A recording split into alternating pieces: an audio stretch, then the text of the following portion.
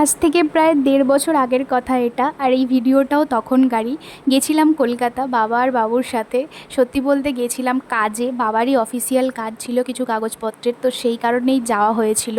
খুব এমার্জেন্সি, খুব তাড়াহুড়ো করেই, মানে হঠাৎ করেই সকালবেলা উঠে যে যাবো এরকম একটা ঠিক হয়ে যাওয়া হয়েছিল। তো ফেরার সময় দক্ষিণেশ্বরের মন্দিরের রাস্তা হয়ে ফিরছিলাম। তো ভাবলাম যে একটু মায়ের দর্শন করেই যাই। তো সেই কারণেই ঢুকে পড়লাম ওখানে। বাবারও ইচ্ছে ছিল, আর সত্যি বলতে না, মায়ের দর্শন কে না পেতে চায়। আর আমাদের বাড়িতে তো মা কালীর ভক্ত, মানে সবাই।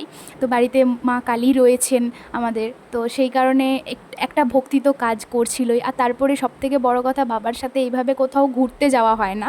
গেছিলাম কাজে, অবশ্যই বাবারই অফিসিয়াল কাজ ছিল সেই কারণেই গেছিলাম, কিন্তু তারপরেও এই যে মায়ের দর্শন করতে ঢুকে পড়লাম না, এটাই আমাদের কাছে ঘোরা আর ভীষণ এক্সাইটেড মুমেন্ট ছিল।